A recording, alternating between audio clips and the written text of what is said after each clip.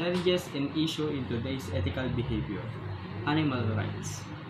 It is the idea in all animals are entitled to possession of their own existence and their most basic interests, such as need to avoid suffering and should be offered the same consideration as similar interests of human beings. We should treat animals the way we treat other people.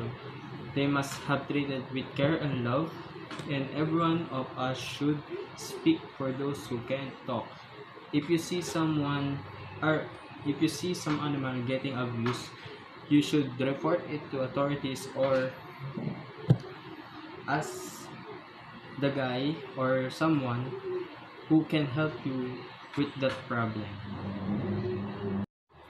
Children genes genomes. Human genomes can trace the passage of genes in families and disease.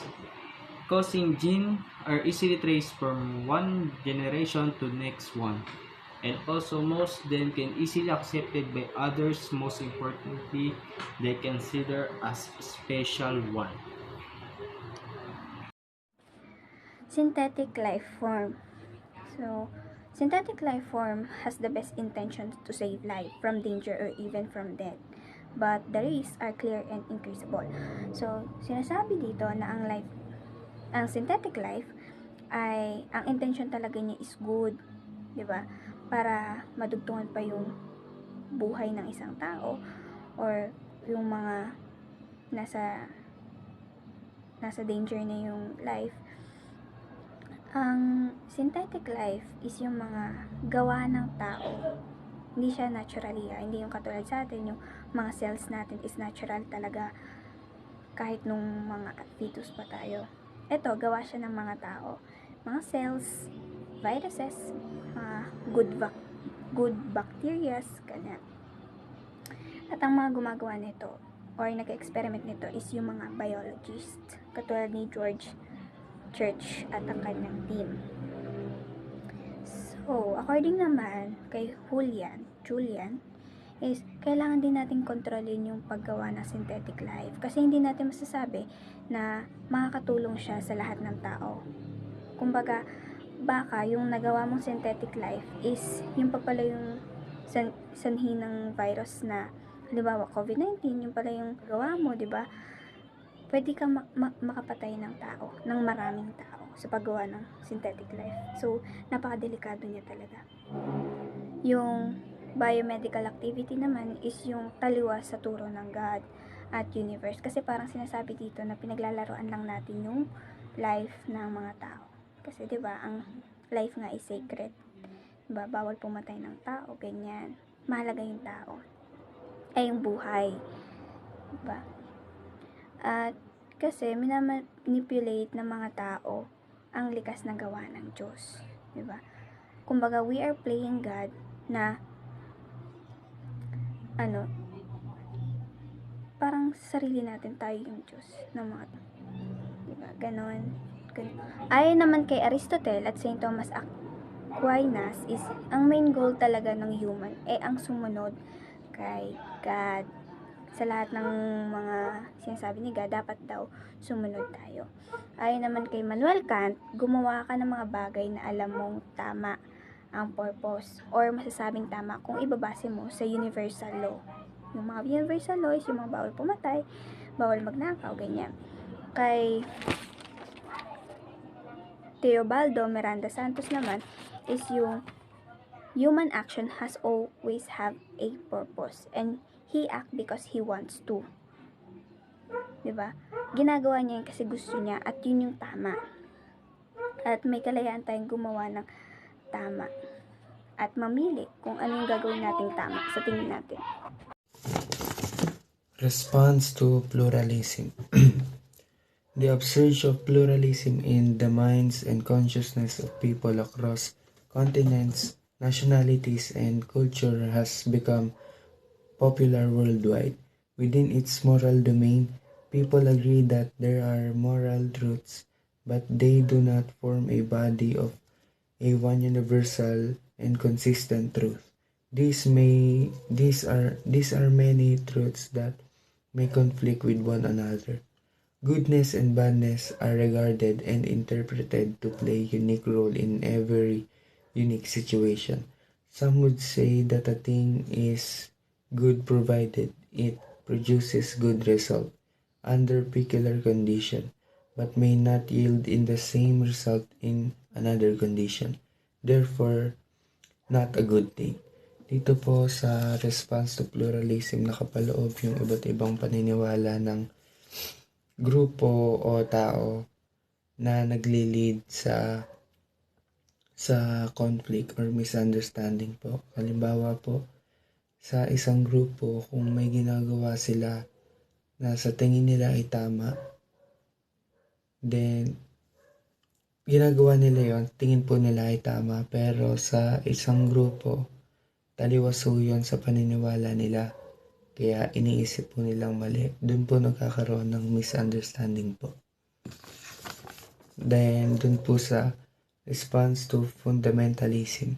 Fundamentalism is a reality on all continents, present in all world religion and on different political and economic movement and worldviews. It is believed to have political, cultural, religious, and economic process and opportunities. To have influenced political, cultural, religious, and economic processes and opportunities. It is often perceived to have conflict with development and liberalism, may be opposed to the commitment for economic liberalism and political liberty, which are central to the tenet of democracy and to the common paradigm of development. With due respect to fundamentalism, active ethical, moral tolerance can help individuals to commit in upholding common values while respecting diversity or ethical beliefs and practices. Dito po sa response to fundamentalism, meron po silang basehan or pundasyon po na ginagamit nila para maka-influence sa kanila, ma-influence yung way ng pamumuhay nila. Halimbawa po is yung Bible. Sa Bible po, ginagawa po nilang basehan ang Bible sa way of living. At ginagawa rin po nilang Bible daw po yung pinakabasehan na lahat ng nangyayari sa mundong ito po. Tapos, response to individualism. Christian individualism holds that an individual is saved without ever considering relationship to a church, a congregation, or everyone else. They believe that it is a one-to-one relationship with no community, no sacraments, just individual Christian, just the individual Christian or believer and his Lord or God.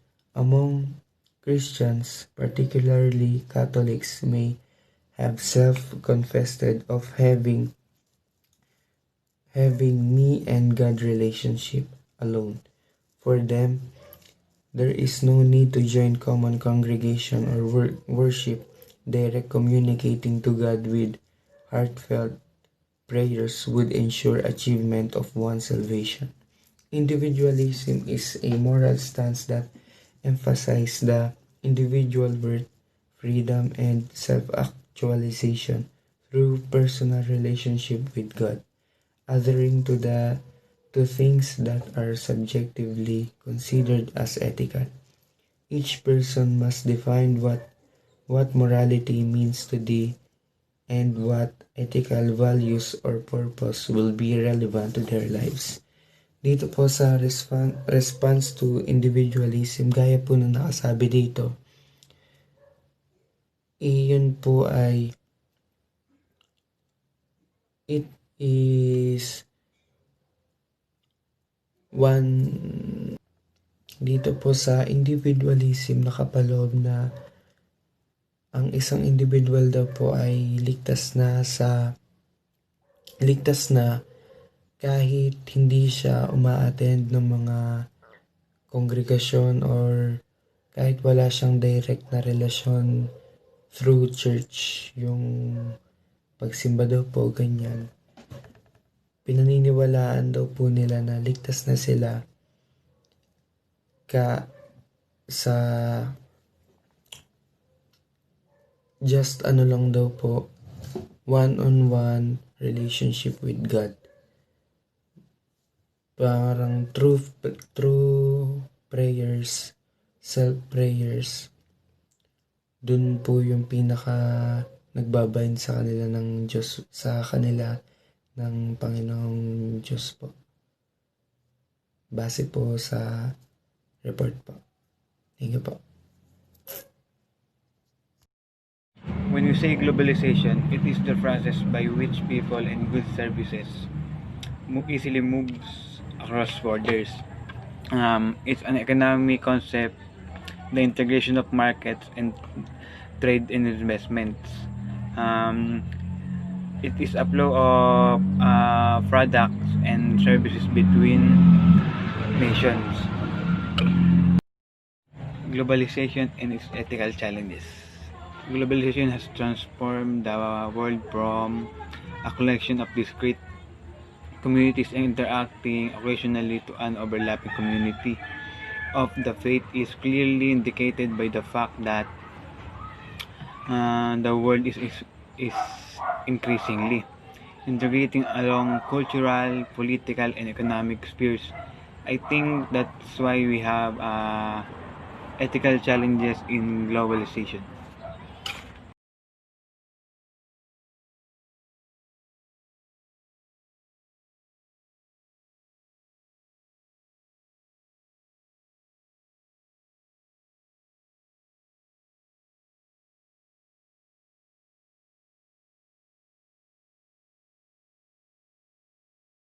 First, what is millennial? Everyone in this class are called millennial except Mambina. I don't know how old are she. By the way, everyone was born on 1997 is a part of new generation, or we called millennials. Okay. Now, how do millennials respond to the challenges or problems that they face? According to my research, they prepared to avoid an issue rather to taking a stand by simply referring the issue to superior or ignoring a request or choosing follow the right orders. First, inequality. It is the one challenges of millennial because most of us are experiencing inequality. Inequality is a concern with disparities in the distribution of a certain metric, which can be income, health, or any other material or material assets. Often we experience inequality in justice, politics, and position, and especially as of now in gender. Okay. Second one is environment. In this world, where was Generation Z? It is glide with the famous word of Jose Rizal, ang kabataan, ang pag-asa ng bayan. It is a huge word for us today that there are so many responsibilities are with us, especially in our environment. It is really hard for us to prove that line, but indeed, nothing was going to change that. As a millennial, always been strive harder to fulfill our responsibilities. As an eco warrior, might be challenged for us because of our age, but still We are truly believe that we are extraordinary, that have been so much to prove.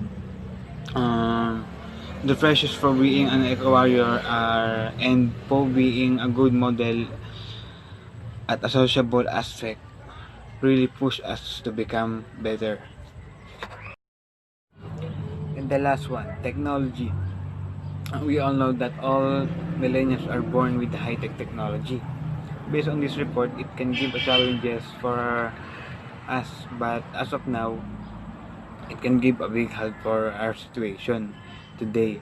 Yes, sometimes it can give technology gives bad effects for us, especially for using it too much, because it can give a bad effect to for our health. And So, millennials' view of ethics according to Institute of Business Ethics and according to V-Score, all in all, ang sinasabi lang dito ay yung pagiging competitive ng isang millennial when it comes to entrepreneurship. Diba? Ginagawa nila lahat para mapansin yung mga product nila or sila yung tangkilikin ng mga tao. At, diba, mas nagiging creative sila sa release ng kanilang mga product.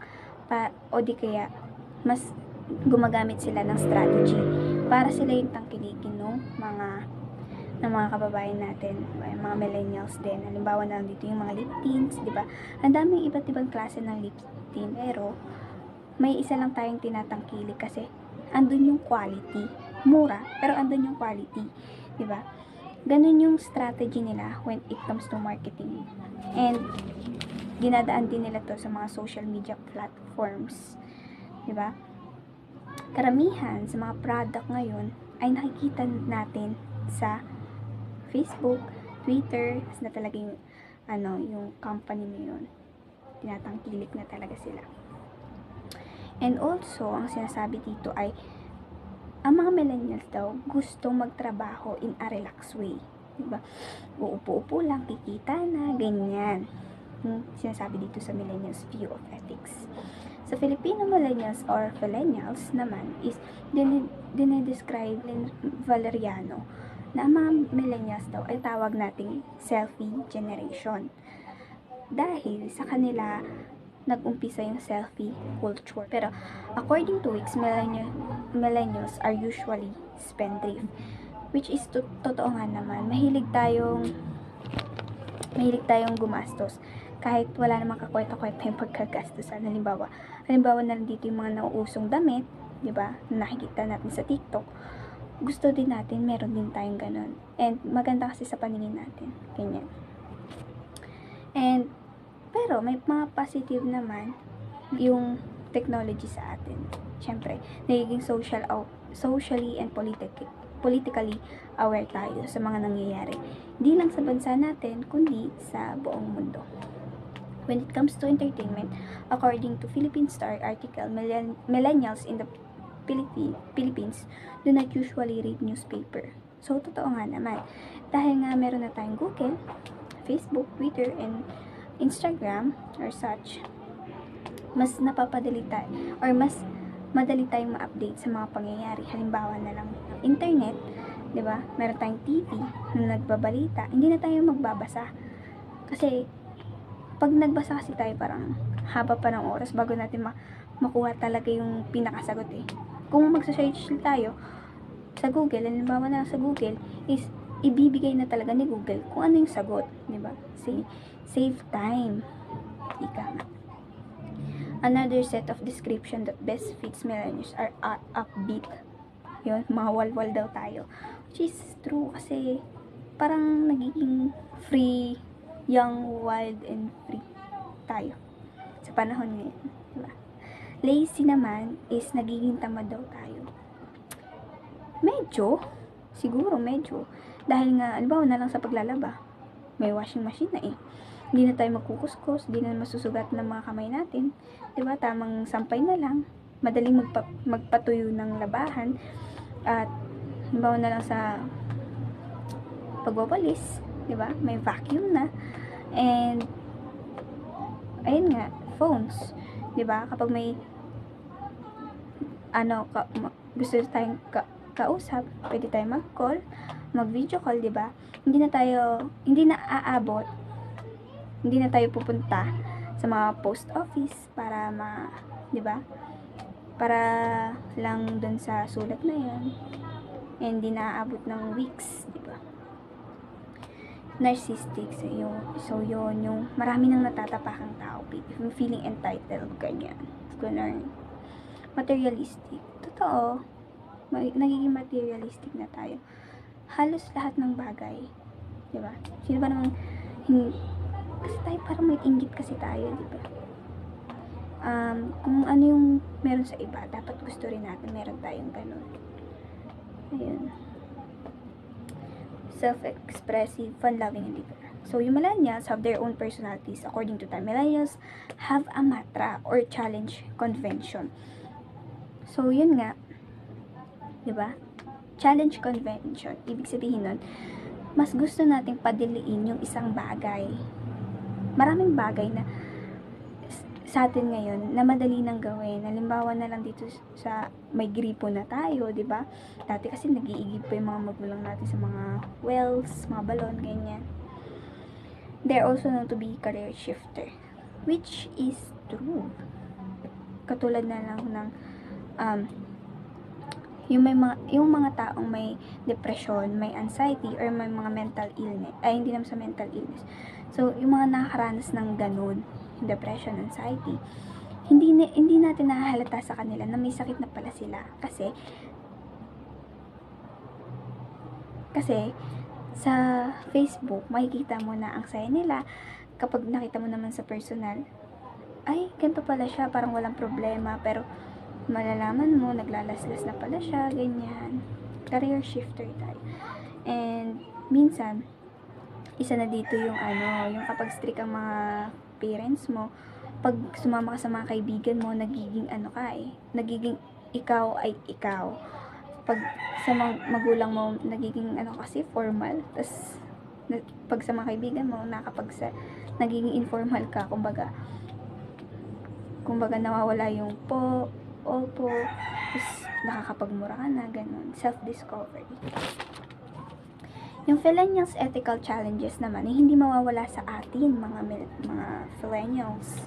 Una na dito yung environment. Syempre, hindi, parang ang hirap maging ikaw kung maraming chismosa dyan sa paligid mo, di ba?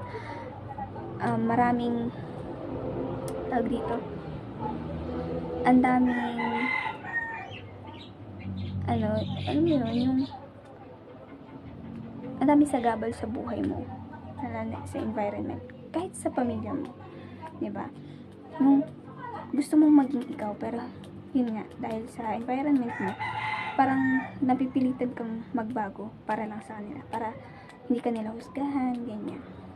Yung healthcare naman is somehow kasi, di ba, dahil sa pag-phone natin or such, hindi na natin namamalayan yung oras, ganyan. Lagi tayong puyat, ang nangyayari, nagiging low blood tayo, or may nakita tayong pagkain sa social media, inaraw-araw natin yun, nagiging unhealthy tayo. Kumbaga, napapabayaan natin yung sarili natin kasi nakikiuso tayo, ganyan. Umaano din dito yung mga diabetes, high blood, hypertension, and cost din minsan sa work, di ba?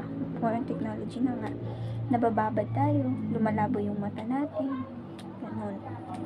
Sa inequality naman, hindi mawawala talaga yun, lalong-lalo na sa mga kababaihan, yung pagtrato sa mga kababaihan. Dahil nga dito sa Pilipinas ay dapat maging conservative ang mga Pilipina at okay lang sa mga lalaki na mambastos, di ba? Napaka hindi makatarungan nung culture na yun, di ba? Hindi tayo pwede magsuot na maikli kasi mababastos tayo, which is wala namang connectin sa kasuotan natin, kundi na sa tao na talaga. Kung manyak siya, di manyak siya, kailangan natin siyang i-educate, ganon. Sa technology naman is may balance. May balance siya kasi may may good effect siya at bad effect, 'di ba? Ang good effect niya kasi is nagiging madali yung trabaho natin. Nakakapag-communicate tayo ng maayos. Walang misunderstanding. Minsan walang misunderstanding. Pero minsan din ito din yung technology din yung nakapagpaisa sa atin, di ba? Dahil nga sa information na nakukuha natin sa social media is nakikiisa tayo sa parang hindi lang pala ako nakakaranas ng ganito, meron din palang iba, ganyan yung feels. Pero ang masama lang dito kasi yun nga, katulad nga ng health,